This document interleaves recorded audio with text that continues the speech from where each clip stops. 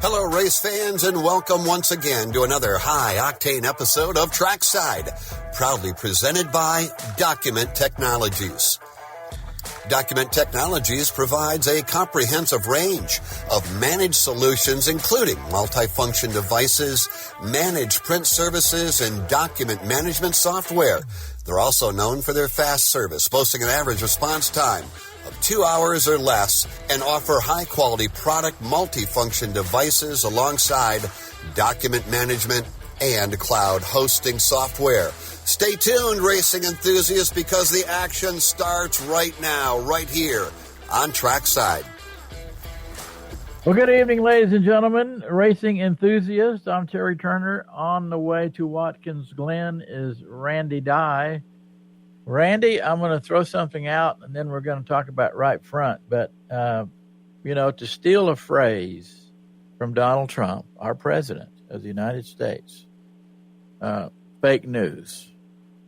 So we're going to talk some fake news here pretty soon. What do you think about that idea? There's a lot of it, so that's easy. Yeah. Well, you wouldn't think fake news would find its way into to racing, but it seems like, the more and more fake news spreads in politics, it kind of bleeds over into racing. I don't know what we can do about it. Do you? Well, I think it's what I've learned over the last, lots of years of my life, but certainly being involved in the last several years of the whole Dodge Ram coming back to NASCAR and all that sort of stuff. It's as if people really they just like to be, people I guess maybe pass themselves off as experts, and I don't know. I've always dealt in the truth, and some of the fake news, using your phrase for the theme for this program, it's been incredible the amount of fake news that I've experienced in this effort. So it's unfortunate. I think there's probably it's created an opportunity for one of our favorite go-to websites, J-Ski, and they've always done a great job, in my view, of putting out there the facts, the figures, the data, but then they've also just shared some of that, the hottest gossip in the sport. And sometimes it's true and sometimes it isn't. Silly season, part of the silly season isn't really what happens, it's what people think are going to happen. Right? And so that's, you're right, man. You're absolutely right. Well, I mean, it seems like that, and we're kind of getting used to it in politics, I guess, or desensitized or whatever. It's hard to figure out what's truth and what's not, and sometimes I just find myself, I guess we'll wait and see. Or, another Donald Trump phrase, and then I'm going to go right into it, F around and find out, is another phrase that he likes to use. Let me hit two things, but I'm going to wait a second. First, I want to talk, and then I'm going to address some of the rumors that I've got here, even in press releases. Some of which that I've even seen pictures of Daniel Dye that seems to be AI. But anyway, we'll get into that in a second. But right front tire. I hate to call it the Chase Elliott syndrome, but unless I was dreaming, and I don't think so, Daniel was running 8th for a while, and then we got right front tire issues. Holy cats. Can this kid just catch a break or not, or what? Well, I think here's the thing I've tried to take out of this effort this weekend. Number one, he practiced good. So I think they were 4th on the practice grid. Number two, he qualified good, top 10 qualifying run. It was a little too tight in qualifying, and So they got a 10th place run. Number 3, they finished 8th in the first stage. Number 4, after a really bad pit stop, getting the hose stuck on the splitter and going back to whatever it was, 19th or something like that, they worked their way back up. It stayed. Nobody lost their mind. Everybody kept working, and we're right back up in the hunt. And as you say, was running 8th and really kind of just riding, but gaining on the competition, gaining on the field. And in fact, the car was a little wee bit free in that run, which means if there's any tire that's taken any of the pressure, it's the right rear, not the right front. And so, yeah, you're right. I mean, it does feel a little bit like the Chase Elliott syndrome. It blew a chunk out of the sidewall from the inside. And if you look at the tire, you've seen it still on the bead, but it's this big hole in there. So, they did send it to, they sent the tire off to Goodyear. Goodyear wanted to see what was going on. I'm going to say to you that I disagree with Goodyear's findings. It doesn't make any sense. I'm not what they said, and I'm not an engineer. So there's a disclaimer. But it just doesn't add up to me. And especially, there was no noise from Daniel on the radio about how he was, sliding the right front or working the right front too hard. And it's the opposite. He was talking about the right rear, and it wasn't that he was chewing it up. He was just he was aware. He was being pretty conscious of making sure he didn't overcook the right rear tire. So then, how it determines that the heat caused the right front, I don't know. Can't answer that. Well, I guess there's nothing I can say except it's frustrating. If Goodyear's going to have a tire problem, let's have it on somebody else's car. Just come on, man. Well, it does seem to be a one-off. It doesn't seem like it was across the entire. Right. There was multiple. That's why I think it was a bad tire. One bad tire, and his first 2 runs didn't show any sign of a right front tire problem. By the way, so I think it was a bad tire. Okay, well, I guess, we've had lots of discussion, and many drivers have had many discussions over the last 4 or 5 seasons about Goodyear tires, et cetera, and there's lots of tests and all that. They're trying to stay on top of it, but anyway, that's all I'll say about that. Okay, so let's go back to the headline fake news and address the first one first, and then go to Daniel Dye's, I don't know, fake news, whatever we want to call it, but I get press releases, from different sources, and you start to trust them. Everything seems to be true most every week. But this one, I get Bubba Wallace is going to be suspended for cheating somehow with tires. And then some of his statements was, I'm leaving the country. No one respects me. All of these unbelievable craziness. I think I sent you copies of those. Then, you start digging further and wait a minute, this doesn't seem right.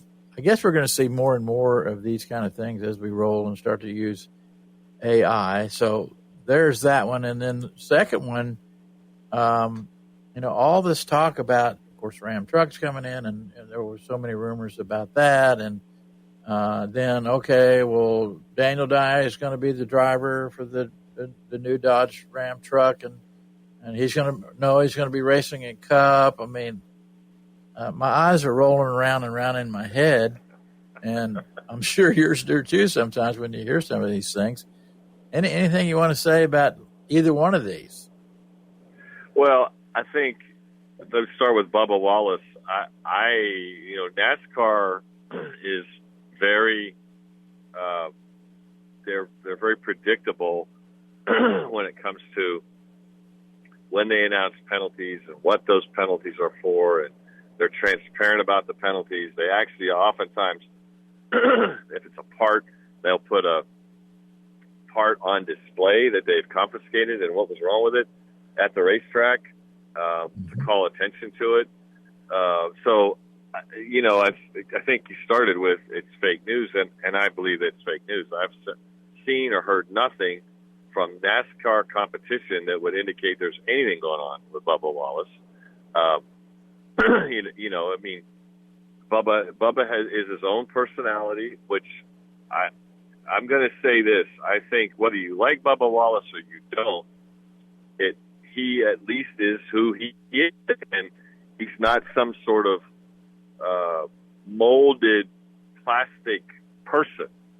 So, there's all kinds of things that Bubba might say, but it's Bubba, and that part I have no problem with. But I've got nothing that substantiates anything about him leaving the country or NASCAR, penalizing him for anything.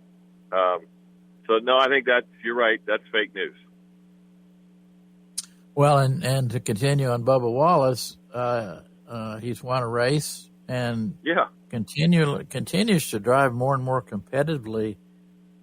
Looking at Iowa as well, for an example, every week. So I guess, I don't know, the folks that come up with this stuff figure, okay, well, let's cast a shadow on Bubba Wallace's improvement in his attitude, his maturity, and his race car driving. Am I wrong on that one? Yeah. I mean, I think Bubba, there's enough, different Bubbas out there, meaning that he's not a guy that's going to just think it all the way through. He's just going to react. And I don't know that that's necessarily bad. You know where you stand with Bubba in the moment that you see it. I could go out and pick bad Bubba moments when he went after Kyle Larson. Oh, that was a bad Bubba moment, right? Right. I did. That wasn't good, but it was at least it wasn't some sort of act or choreographed deal. It was just Bubba. It was just Bubba being Bubba, and whether you like that or you don't, it's kind of like Kyle Busch. Honestly, I prefer Kyle Busch to be Kyle Busch. When he tries to be thoughtful and think about all that he has to say, it comes across as being coached. And again, I like the truth. I like the raw truth. I'm not telling you that Kyle Busch lies. I'm not telling you that Bubba lies. I'm just saying sometimes they think it and they have to slow down and then instead of just be who they are. The sport needs the personalities. They don't need everybody to come out and be just like they're being coached by the media trainers.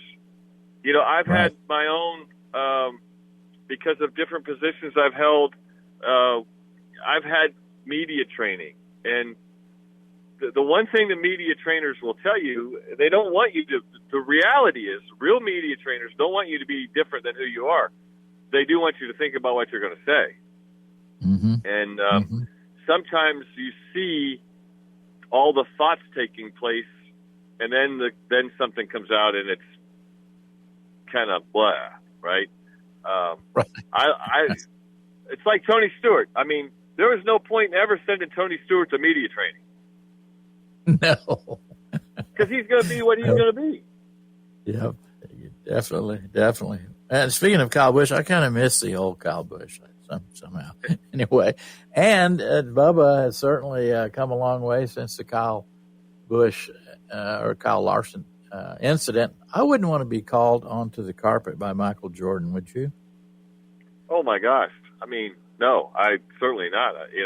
I think Michael Jordan is. He handles himself around the racetrack pretty professionally.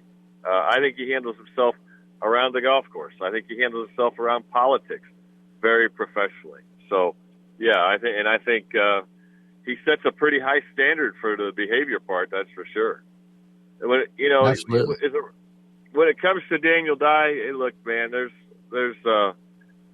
I don't know. I haven't seen. I've seen some. I got one the other day. Somebody sent me that Daniel Dye was going Cup racing next year, and Culver's was going to be the sponsor.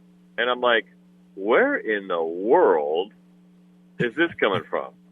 I mean, I could tell you that in Daytona for the Xfinity race in August, Culver's of St. Augustine, which is different than Culver's of the national, but Culver's of St. Augustine, a franchisee who owns more than one Culver's store in St. Augustine, is going to be a partner with us at Daytona in the August race. So that, but I don't know anything about. Maybe Daniel knows, but I don't know anything about him racing Cup next year with Culver's as a sponsor. I haven't heard that one. I saw it, but I haven't been a part of that discussion. Well, I'm glad to hear that. No doubt about it. Well, as you know, as all of our listeners know, I'm a pretty big Daniel Dye fan, and I've been twisted on you for 4 or 5 years about Dodge coming back to the sport. And if I could twist on anybody, I'd like to twist on having Daniel Dye in the seat of the Ram truck and the Truck Series myself. But they don't really listen to me, Randy. They may listen to you. They don't listen to me. Hey, since it's dinner time, I do want to tell you, by the way, that maybe this will help the fake news. This is not fake news. This is real, what I'm going to say. I really do like Culver's, by the way. Oh, okay. Well, I'm glad to hear you say that. Is that the truth? That's 100% the truth. I could take you through their menu. That's how much I like them. So, anyway, I mean, I don't know what Daniel's going to do next year yet. We certainly are not going to be able to point our way into the Xfinity playoffs. He'd have to win a race now to get in. Right. If we had the finish that we were racing in Iowa, maybe we could have got in on points, but I don't think so now. So he's going to have to go out and win. What's going to happen next year? I don't know. Clearly Ram being back in the sport and in the Truck Series, this kid's been raised around Ram trucks his whole life, and his first vehicle he ever drove was a Ram truck. So we don't really talk about it right now because we're so focused on trying to make the playoffs and get into that part of what he's doing this year. I think he's had a good year. We've had some bad luck. I think he's shown speed. I don't know that I'm not sure I'd be in favor of that step. But I'm not saying I'm against it. I just think ultimately he's 21 years old now, and he has to make some of these decisions. I can only provide guidance. And when it comes down to it, he's going to be the one that's going to make that decision. Gotcha. Well, there you have it, ladies and gentlemen. I think that would be the truth. So, kind of like life is, we have to wait and see, don't we, Randy? We do. We have to wait and see. I mean, right now, what we're working on is trying to see if we can get a good finish in Watkins Glen. Well, before we move on, speaking of that, would I be allowed to meet with Daniel's crew, his pit crew, for 5 minutes? Well, they'll be here in Daytona in August, yeah. Okay, well, let's keep that in the back of our mind because I have a couple of things on my mind. But with that, ladies and gentlemen, you and I all know that Daniel is our local hero. And with that, let's go to the local section of the Trackside program. One Daytona, located across from the world's center of racing, is proud to present our local segment, where we talk with a local star in your part of the country following a big win, event preview, and much more. One Daytona in Daytona Beach is a vibrant destination offering an array of shopping, dining, and entertainment options, including unique events and live music suitable for families and individuals alike. Race fans, August is flying by, and before you know it, it'll be time for Volusia Speedway Park to kick back into gear. August 29th through the 31st with the Labor Day Classic. New Smyrna Speedway in full swing last weekend with the Pro Late Model Challenge Twin 50s, and Jason Vale sweeps Feature 1 and 2. In the Sportsman Series, Steve Barnes is a winner, and E-Mod's Michael Mark, and Bomber B's Zach Curtis, a familiar name. And on Saturday night at New Smyrna, don't miss the Modified Challenge Series Twin 35s with Modifieds, Pro Trucks, Bomber A's, and Super Stocks. And the lights will be on tonight at Speedway in Pensacola, Florida with the Demolition Derby, Modified, Sportsman, Crown Stocks, and Pure Stocks. Racing kicks off at 8 p.m. In NASCAR last weekend in the cornfields of Iowa, Xfinity winner is Sam Mayer, and the Cup Series, William Byron. All three series are set up in Watkins Glen with the trucks in action right now. On Fox Sports 1, Xfinity Series kicks off tomorrow at 3 p.m. on CW, and the Cup Series on Sunday at 2 p.m. on the USA Network. Randy, we got to admit the racing Xfinity race for sure quite exciting at Iowa. I mean, you know, you don't think about the cornfields of Iowa providing a great racing in both races, but I really did enjoy, except for the right front, the Xfinity race. So good stuff for sure, right? It was it's a great place to watch a race from. I really like the racetrack. Rusty Wallace designed that racetrack. I've been there a couple times, and I really enjoy it. I think it does provide. It's an interesting mix. Technically it's called a short track because it's less than a mile long, barely less than a mile in this case. So it has some intermediate type characteristics. So it's a challenge for sure for these guys to get a hold of, but it does provide for good racing, and I think you saw good racing. For the colleague racing organization, I think Carson Hocevar, who drove the 11, I believe he finished sixth, or I think, and then Christian Eckes, I think, finished in 10th, and Daniel was running. He was actually the best colleague car, but he was running 8th when the tire blew. Right. It was a good day for colleague as well. They were, had 3 cars that probably would have finished in the top 10, and but yeah, I like that spot. It's a great place to watch a race, and they were sold out both days, and we'll see whether they're on the schedule, how they're on the schedule next year. I like going there, that's for sure. Yeah, from watching it, it seemed that the fans in Iowa, well, good crowds for both, as you say, but they were in appreciation of having NASCAR there in Iowa. They enjoyed it and appreciated it. Yeah, they do, and it's the right size in my view. You can't just walk up generally and get a ticket there. It's you got to get your ticket ahead of time, and it's easy to watch, and you don't have to. It's nothing obstructing your view of the race, and then the TV coverage is good, really good. Absolutely. Well, we got lots to talk about, so let's roll in. We're going to give you an update here in the truck section of the program with Stuart Friesen. So let's get into trucks. The Tough Trucks of NASCAR are next up on the agenda, presented by Aaron Delgado and Associates.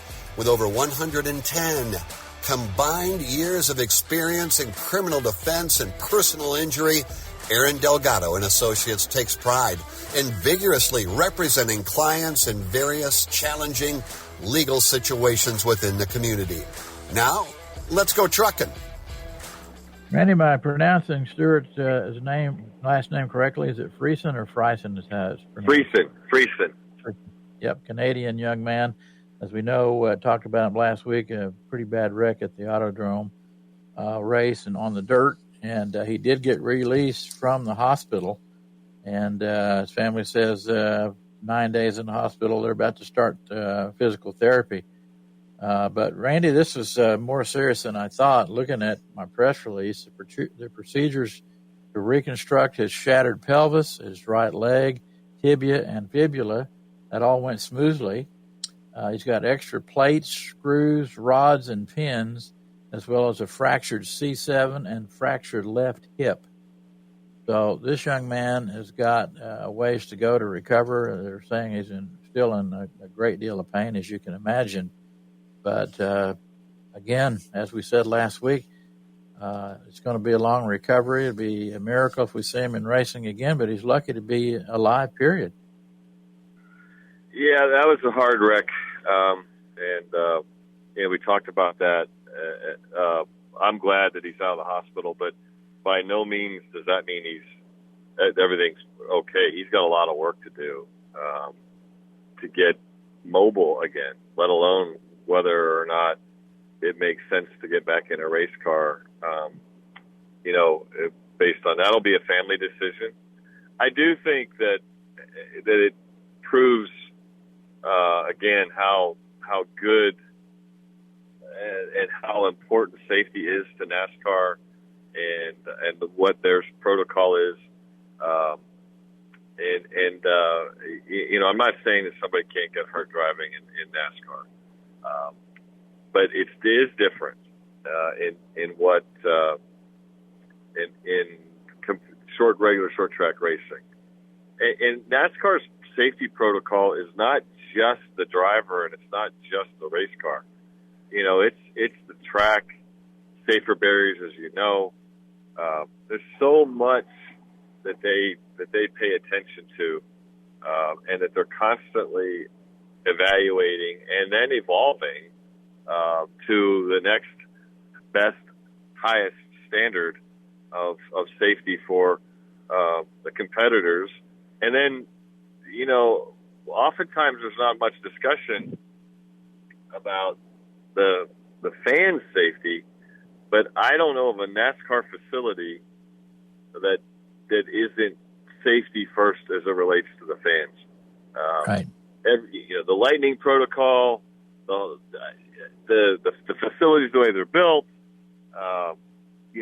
where the seats are compared to the racing surface. There's just so much going on. I once suggested something during, and I'll take the credit for it. I think we even talked about it on our show about how, hey, during COVID, when there's nobody in the grandstands and you weren't, nobody could go see. I said, this is the perfect time to take the restrictor plates off of Daytona or Talladega, and let's go see if we can set a new track record. Right? I thought it was a great idea, and I can just tell you that a couple of senior officials in the NASCAR community corrected my thought process. They told me that, well, that may be all right, but what about the safety of the driver? Right. And I'm like, okay, well, my answer to that was, well, we've done it before, and but you see who prevailed in that discussion. Yes, they sort of have a habit of doing that. There's no doubt about that. Yeah, I don't. It doesn't work out well for me, right? No, we don't win some of those battles. Just real quickly, addressing what you just said, I was going back through the top 20 most violent NASCAR crashes in the last 5 years. Some big ones. Ryan Newman, of course, Austin Dillon. I mean, Larson almost going over the fence. Amazing wrecks. The drivers walk away and the fans are fine. So, as compared to some dirt track racing, and nothing against dirt track wrecking, but, looking at what happened with Stewart and compared to NASCAR, yes, you hit it right on the head. They go the extra mile to keep everybody safe, for sure. Well, nobody wants to see. I mean, no sport wants to see its athletes injured. Nobody. Right. Exactly. Meanwhile, Christopher Bell is going to be filling in the 52 for Stewart, and he'll be there. He is there right now, running at Watkins Glen, former champion, NASCAR's Craftsman Truck Series champion in 2017. So Christopher Bell behind the wheel. Before we take a break, Randy, this affects all three. It affected the kickoff of tonight's race and will affect tomorrow Xfinity and Sunday's Cup race, they have changed the restart zone at Watkins Glen. And that decision was made by Senior VP Elliott Sawyer, not Elliott Sadler, Elliott Sawyer. And the restart zone will now move from the entrance of turn 7, which sets up the race to the checkered flag. This is the turn where drivers previously made last-ditch effort. So that change will certainly probably make an impact on the race tonight and tomorrow and Sunday. Well, if nothing else, it's just different, and that always creates, excitement. Elton is, I talk to Elton whenever I'm at the racetrack. He's a good guy. He's always trying to make situations and circumstances better, and he was a competitor. I remember him in his Ford Motor Credit days, and running the 38, and I think anything that you can do that's going to help promote a better, cleaner finish, I think that's good. Definitely. And start. For sure. I still miss Elliott Sadler. Just saying. With that, ladies and gentlemen, that doesn't matter either. We're going to take a break, come back, and get right into Xfinity. Don't go anywhere. You're listening to Trackside.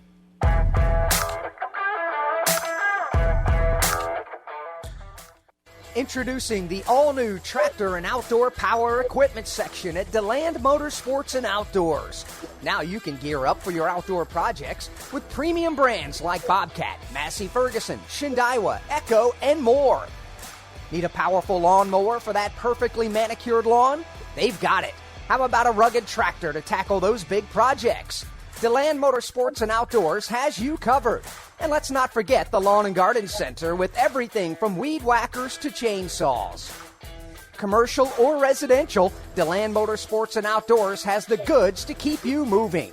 So why settle for ordinary when you can have extraordinary? Visit DeLand Motorsports and Outdoors today at their new location and explore the thrilling world of outdoor power equipment. DeLand Motorsports and Outdoors, where the thrill of the ride meets the power of the great outdoors. Your journey begins here. Welcome back to Trackside as we now take a look under the hood in the NASCAR Xfinity Series presented by Daytona's Garage.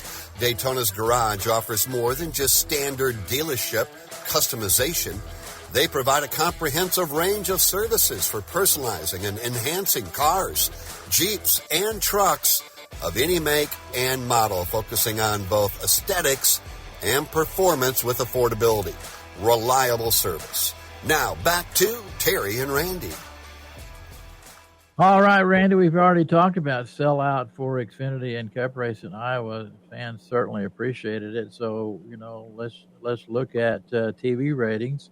And they were up big time. CW cracked 1 million plus viewers, 1,000,008 viewers, which was the most watched Xfinity race in Iowa since June of 2018. So definitely television up on CW. Again, they do a great job, and of course the fans in Iowa appreciated it. So just all around good news there. Well, there's a lot going on there. The CW Network does a great job. I think everybody is beginning to get on the Connors Village Phenom train and want to see how he is, how he's doing. Is he going to win again? Some people want to know who he is. So there's a lot of that going on. This is one of the better young bunch of racers in a series that I've seen in a long time. Sammy Smith's been there a couple years, but he's young. Sheldon Creed, for sure. Jesse Love, for sure. Young guy, doing a great job. Quaffle is doing a great job. And then you got the perennial, Xfinity Series guy, Justin Allgaier. I don't know how you ever fuss about Justin Allgaier.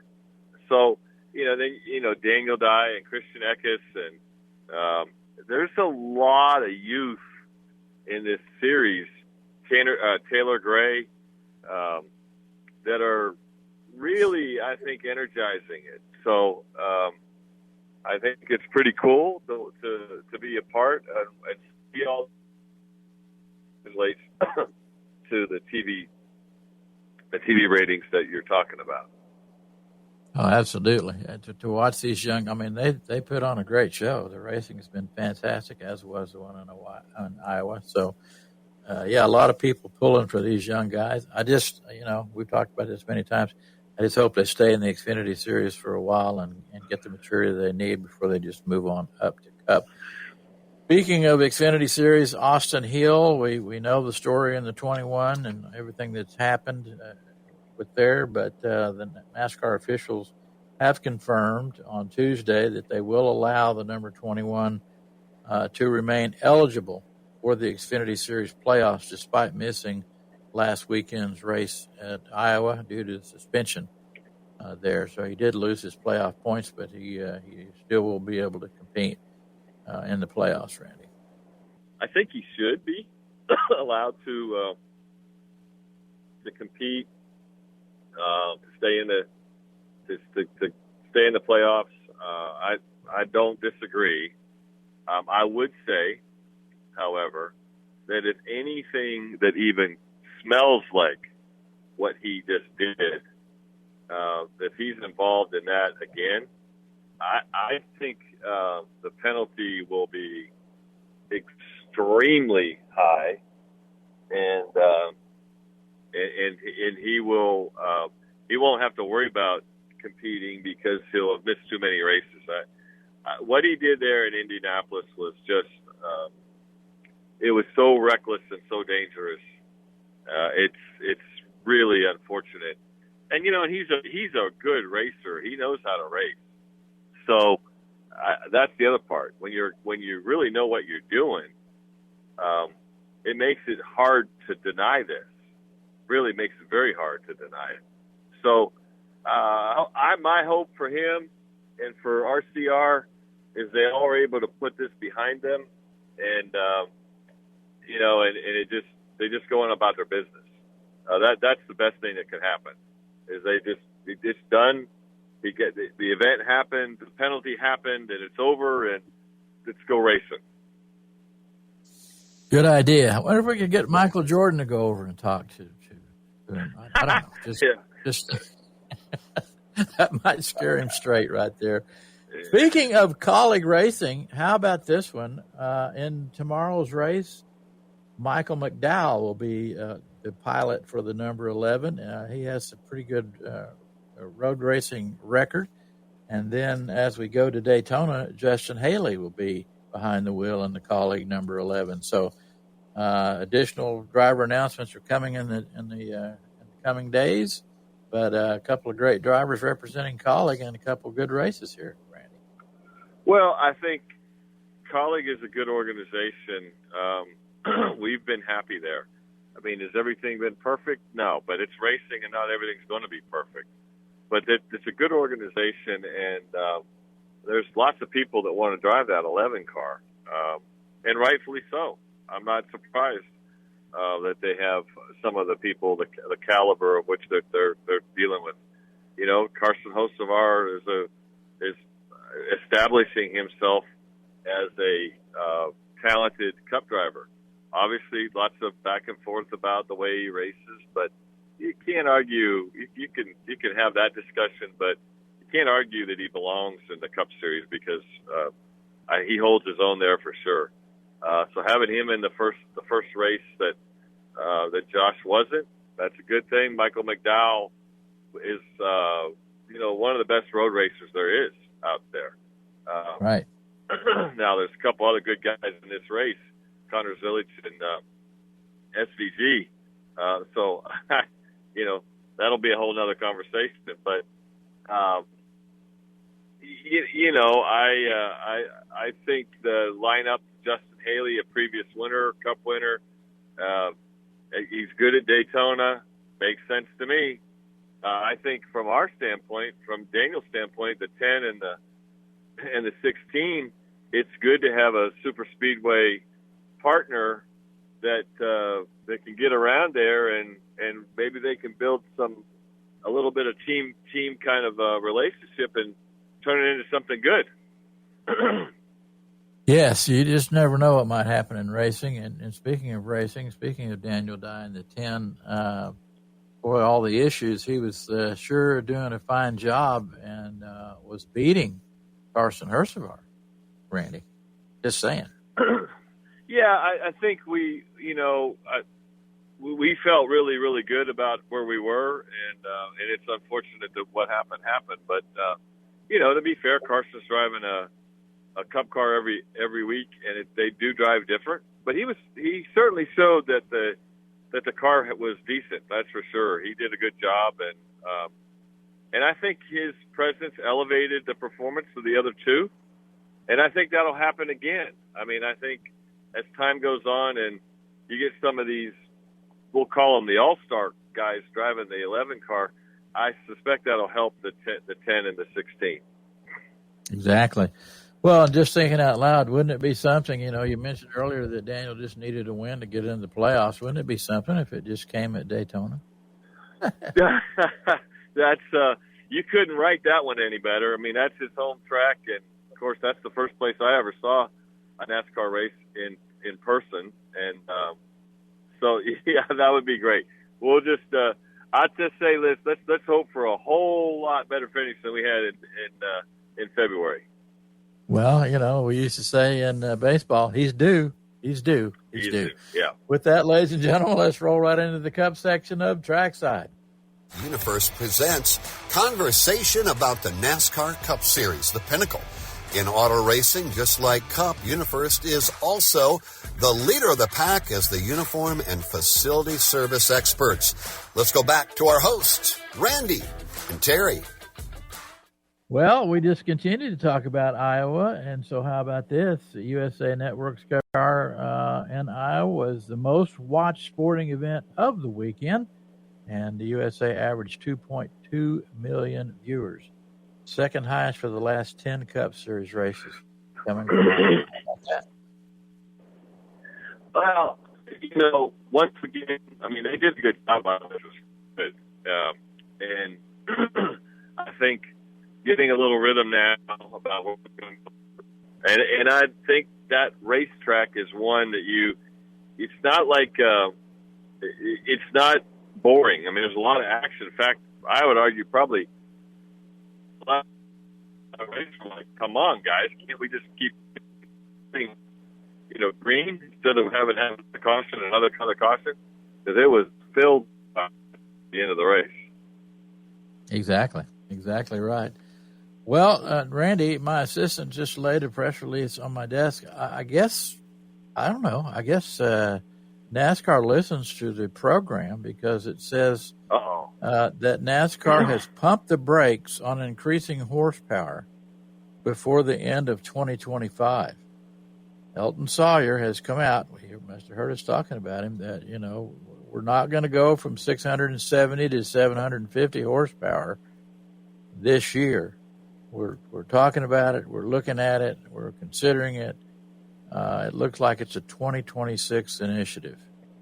So how about that? They must have heard you. Well, I don't think that they need more horsepower, honestly. I think the horsepower that they've got is reasonable. I think maybe the super speedways, you could give them a little more oomph, a bigger hole in the restrictor plate that give them a little more of that horsepower back. And by the way, horsepower doesn't necessarily translate to a more competitive event for the fans. I mean, it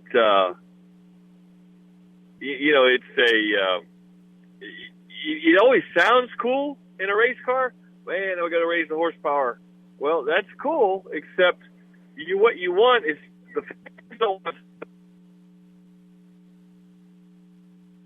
They want racing, competition, side by side, passing, and so I don't know that the increase in horsepower discussion does that.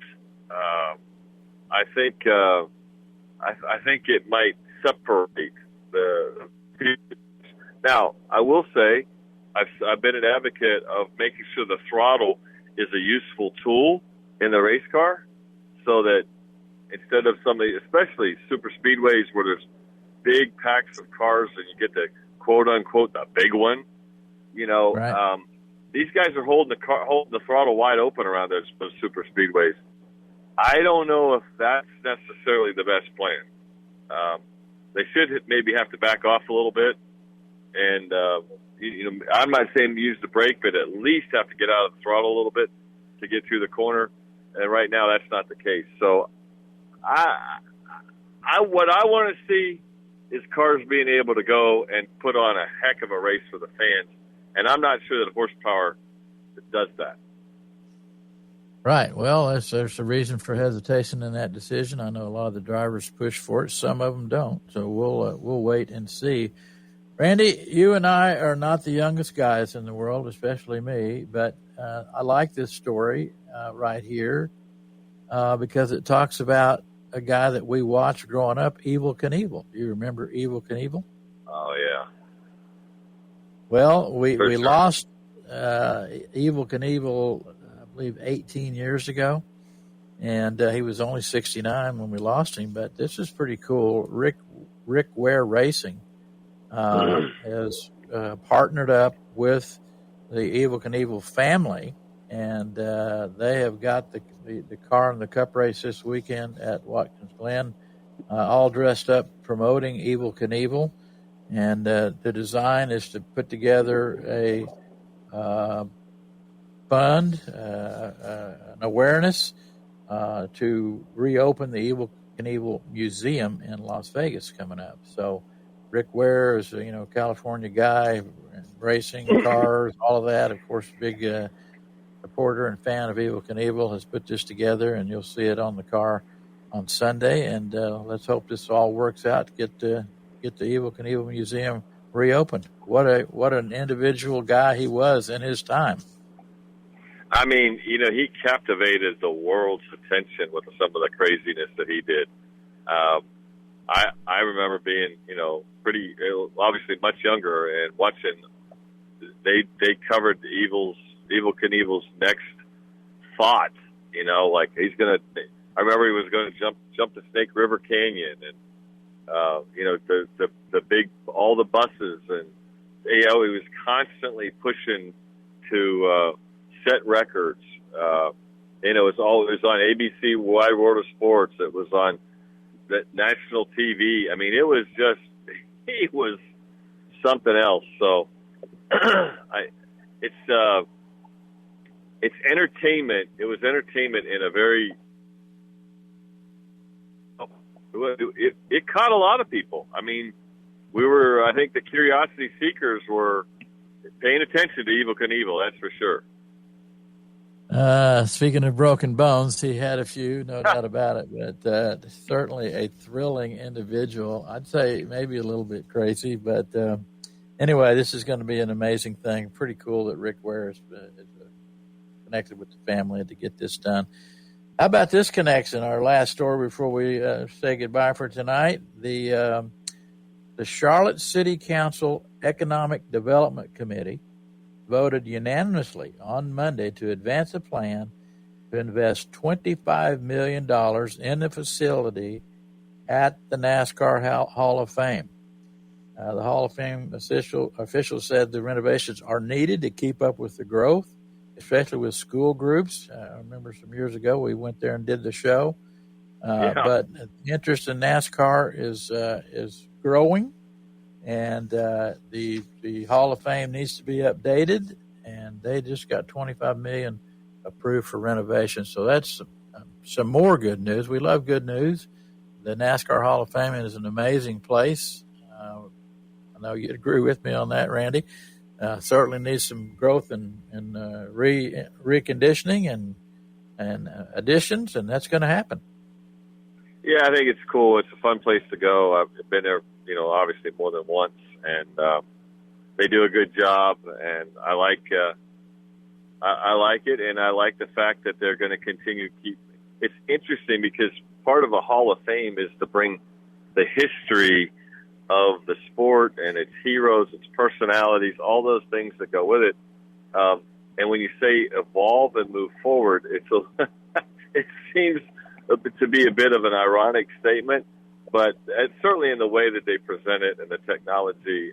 I don't think, by the way, I certainly don't think the NASCAR Hall of Fame, as it is the last time I was in it, which was last fall, is stale or old or antiquated in any way.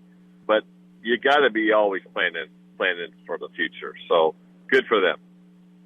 Well, no doubt about it. And we see, more heroes coming up all the time. We've just mentioned a bunch of them with these young guys for an example, but you take guys like Denny Hamlin, Kurt Busch, Kyle Busch, and some of those guys, Kyle Larson, destined for Hall of Fame. And so, it's time to grow. And really interesting that schools are going there and learning about history of NASCAR and all that. So, some good news, no doubt about that. Well, good news is, ladies and gentlemen, you got racing right there in your city at New Smyrna Speedway on Saturday night. So get out there and check that out. And, hey, we'll miss you, but we'll see you next week right here on Trackside. See you at the racetrack, everybody. And with the checkered flag waving, we're wrapping up this week's edition of Trackside. Fear not, race fans, because we'll be back next week, proudly presented by Document Technologies. Tune in for a fresh new episode packed with engaging interviews, captivating conversations, and all the exhilarating moments you've come to expect. Until then, keep the racing spirit alive, and we'll see you next time on Trackside.